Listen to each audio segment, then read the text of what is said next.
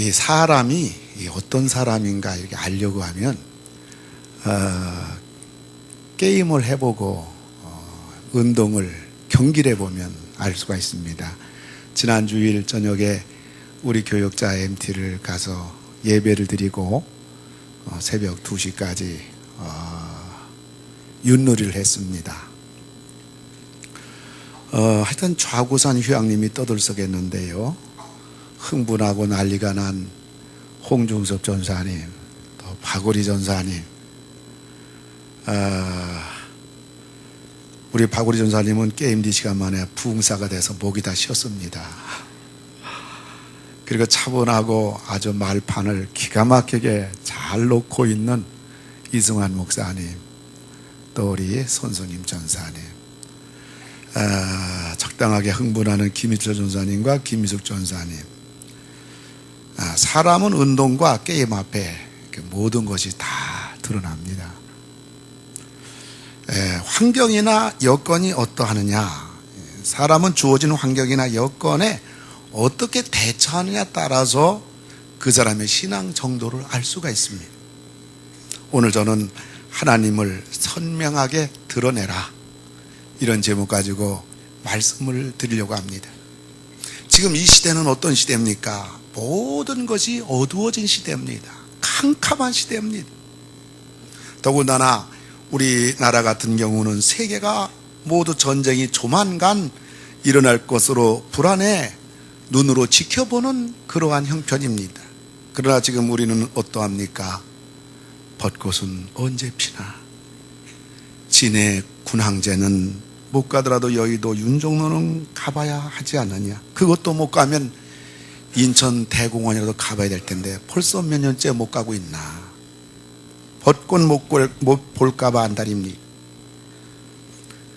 지금 우리 믿는 사람들 자꾸 하나님을 희미하게 잊어가려고 하는 그러한 시대입니다. 자신의 삶 속에서 하나님을 마음 중심에 두기가 부담스러워집니다. 하나님을 믿더라도 뭐 그렇게 달갑게, 뜨겁게, 애절하게, 간절하게 하나님을 찾으려고 하는 것이 왠지 지쳐버립니다. 이 시대에 하나님이 잘 보이지 않습니다. 하나님 음성도 지대로 들리지 않습니다. 오늘 본문의 다니엘 시대가 그러했습니다. 다니엘서가 우리에게 보여주는 교훈은 하나님이 멀어지면 멀어질수록, 희미해지면 희미해질수록 결국은 한 인생, 한 가정, 한 나라가 문을 닫고 만다. 세상이 어떻게 뛰어간다 하더라도 하나님은 분명히 살아계시고 인류 역사 흥망성쇠를 주장하시는 분이 하나님이시다. 이것을 다니엘서는 우리에게 교훈해주고 있습니다. 그럼 우리가 이 시대에 어떻게 해야 할까요? 하나님을 선명하게 드러낸 성경의 몇몇 인물을 통하여 오늘 우리에게 주시는 교훈을 받고자 합니다. 첫째는 요셉입니다. 요셉은 언제 어디서든지 하나님을 선명하게 드러낸 사람입니다. 창세기 37장 6절 7절 보면 요셉이 그들에게 이르되 청하건대 내가 꾼 꿈을 들으시오. 우리가 밭에서 곡식단을 묶더니 내 단은 일어서고 당신들의 단은 내 단을 둘러서서 절하다이다. 하나님이 주신 꿈을 선포합니다. 그러자 형제들이 어떡합니까? 8절에 보면 그의 형들이 그의 꿈과 그의 말로 말미암아 그를 더욱 미워하더니, 이것 때문에 요셉이 형들에 의하여 죽임을 당하는 처지에 이르게 됩니다만, 그럼에도 불구하고 요셉은 하나님을 선명하게 드러내는 일을 중단하지 않습니다. 오기가 아닙니다. 고집이 아닙니다. 일찍이 어머니를 잃어버린 일로 인하여 배다른 형제들에게 보복하는 게 아닙니다.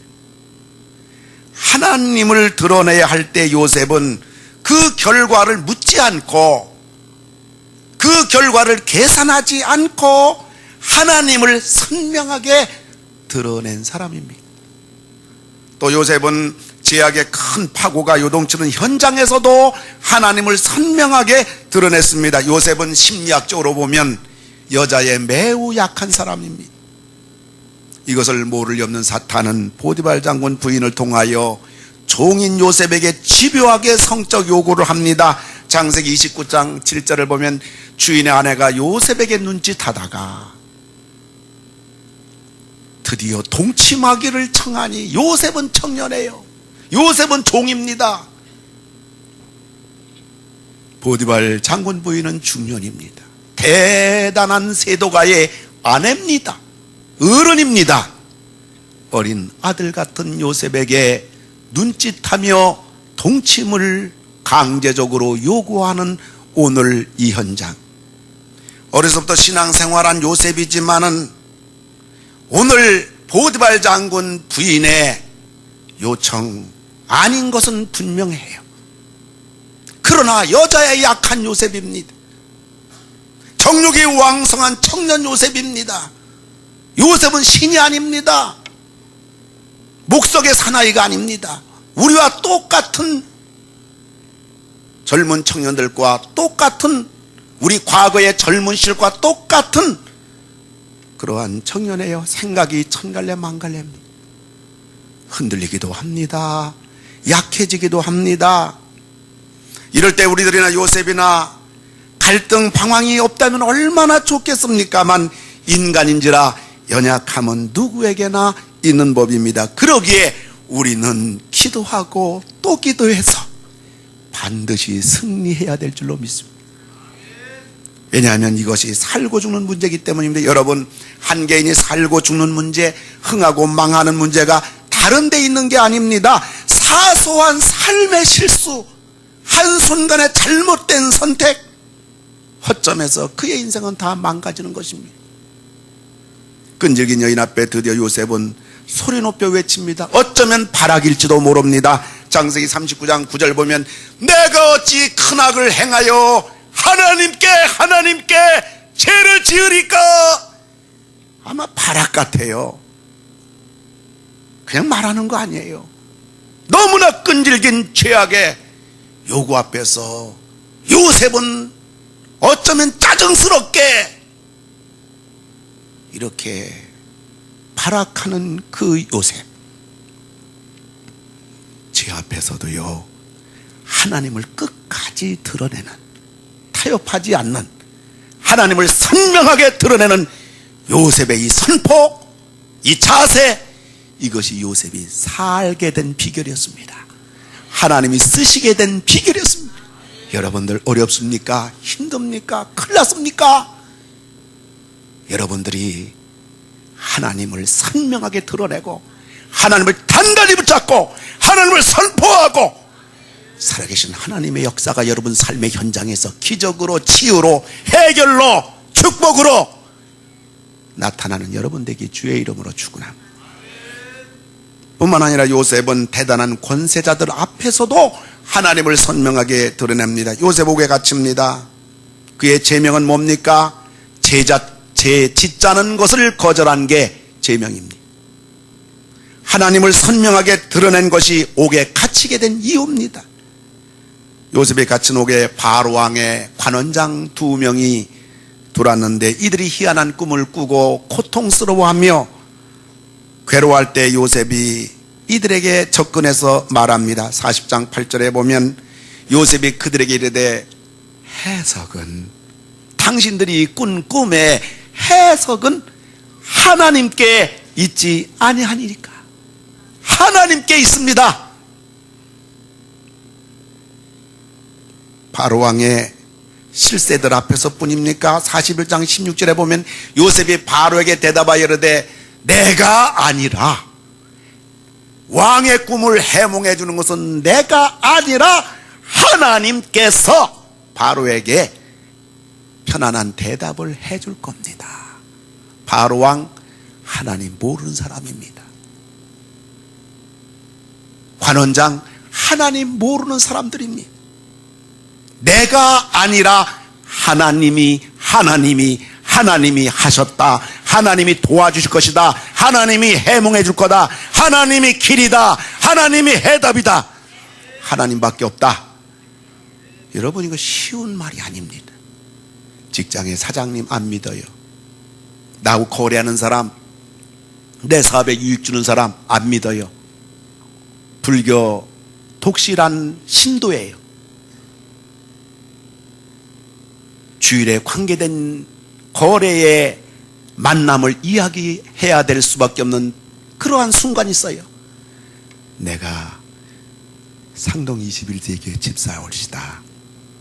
주일날 저는 교회 가야 되기 때문에 사장님 다른 날을 좀 잡아주시죠. 이거 쉬운 얘기 아닙니다. 이런 말 한다는 게 대단히 부담스러운 게 우리 현실입니다. 그런데 바로왕 앞에서, 관원장들 앞에서, 세도가들 앞에서, 나 하나 살고 죽는 것을 한 손에 쥐고 있는 권세자들 앞에서 이런 말 한다는 거 결코 쉽지 않아요. 요셉은 죄악의 계단을 밟고서라도 권세자들 앞에서 자신을 반신인 것처럼 위엄과 호들갑을 떨어서라도 성공의 계단을 밟을 수 있는 사람입니다만, 그러나 요셉은 언제 어디서든지 어떤 환경에서든지 어떤 형편에서든지 누구에게서든지 하나님만을 선명하게 드러내는 하나님의 사람이었습니다. 결과가 뭡니까? 보디발 장군 가정 총무가 됐고요, 옥중에서 총무가 됐고요, 대애굽 제국에서 총리가 되었던 것입니다. 하나님을 선명하게 드러낸 요셉, 하나님이 함께 해주셨고 형통하게 해주셨고 승승장구하게 해주셨습니다. 이것은 이론이 아닙니다. 이것은 현실입니다. 역사는 하나님을 선명하게 드러낸 자의 것입니다. 두 번째 사울왕입니다. 사울왕 블레셋이 쳐들어오니까 자기가 제사를 침례합니다. 제사는 제사장 외에는 결코 침례해서는 안 되는 하나님의 룰입니다. 물론 사울은 얼마든지 할 말이 있을 것입니다. 사무엘 제사장이 안 오는데 나보고 어떻게 하란 말입니까? 블레셋 쳐들어와서 우리가 다 죽게 됐는데 우리 보고 언제까지 기다리라고 그렇게 말할 수 있겠습니까? 그러나 뭐니 해도 사울이 이렇게 제사를 침례한 것은 사울의 영적 주소가 그 정도밖에 안 되는 인물이라는 결론입니다. 왕이 뭡니까? 누가 왕이 되게 해주셨습니까? 호령하면 만인이 벌벌 떠니까 벌써 하나님이 우습게 보이는 겁니다. 하나님의 종 사무엘이나 하나님의 교회나 성도들이나 장로님들이나 시원찮게 보입니다. 사회에서 잘 나갑니다. 돈 꽤나 벌었습니다. 좀 배웠습니다. 교회 와 보니까 제대로 배운 사람 없어요. 교회 와 보니까 넉넉하게 부자로 사는 사람이 없어요. 다 우습게 보이는 겁니다.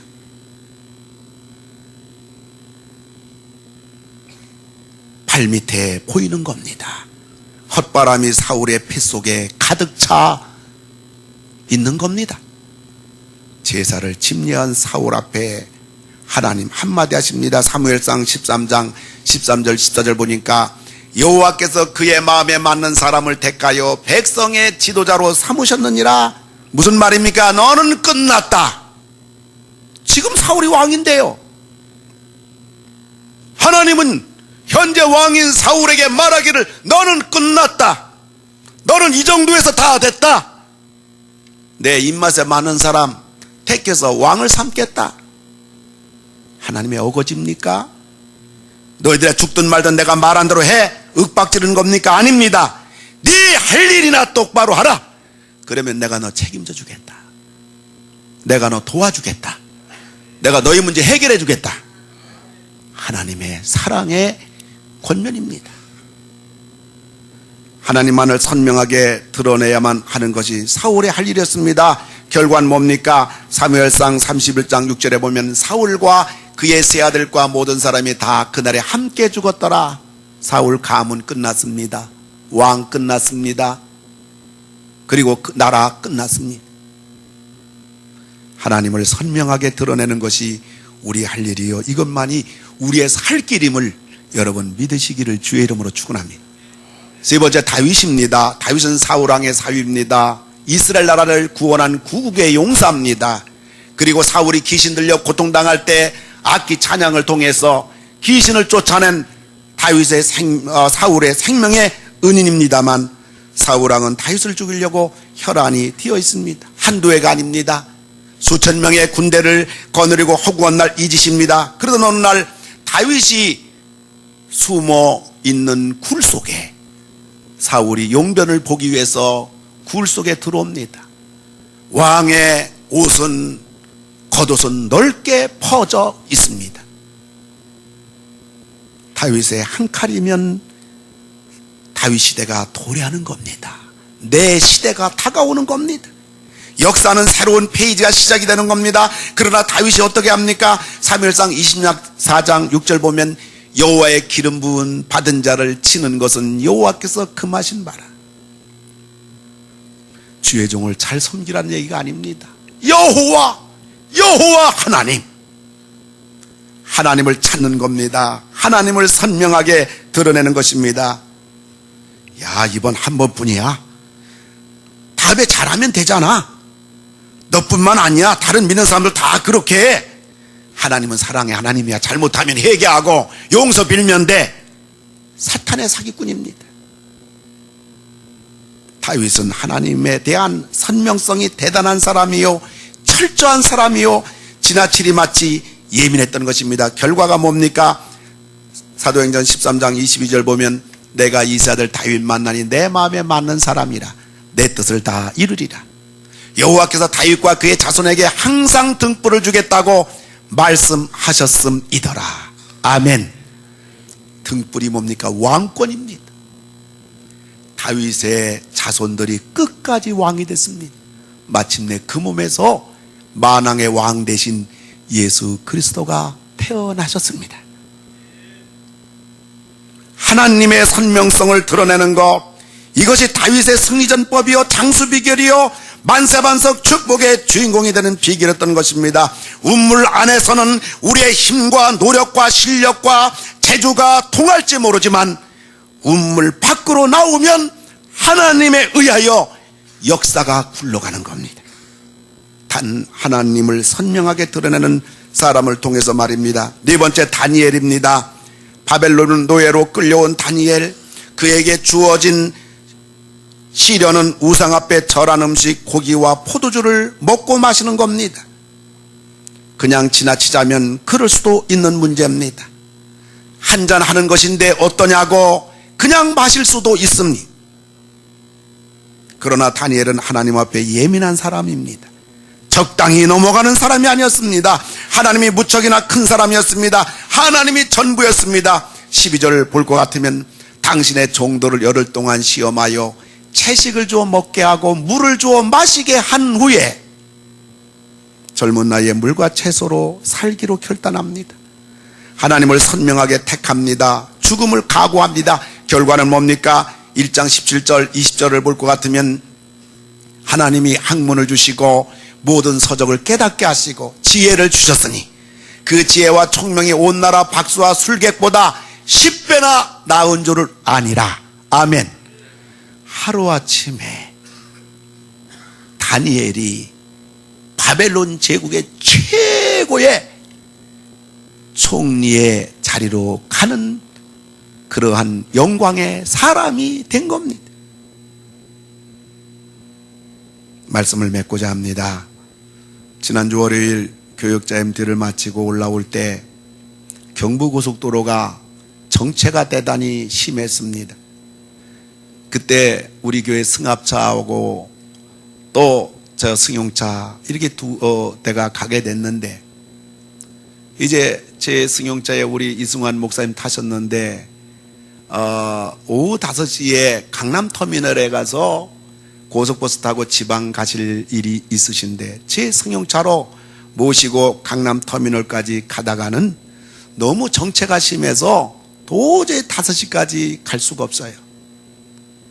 근데 버스 전용 차선은 그때 뭐 100km, 110km 달릴 수 있기 때문에 수원 신갈 인터체인지 앞에서 승합차에 전화를 걸어서 우리 승용차 쪽으로 오라고.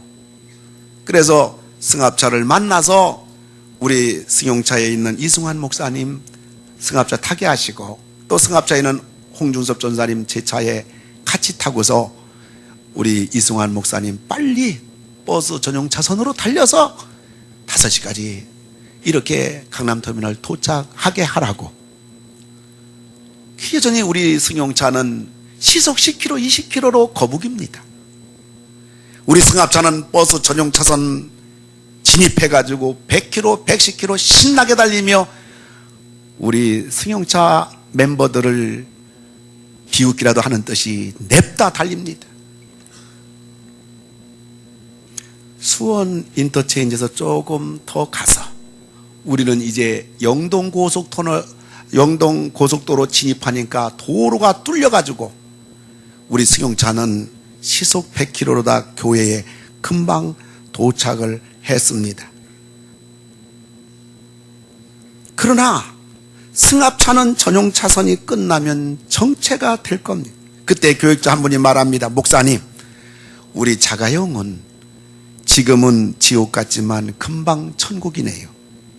저들은 우리를 보며 천국으로 생각하고 달리지만 조금 있으면 지옥일 겁니다.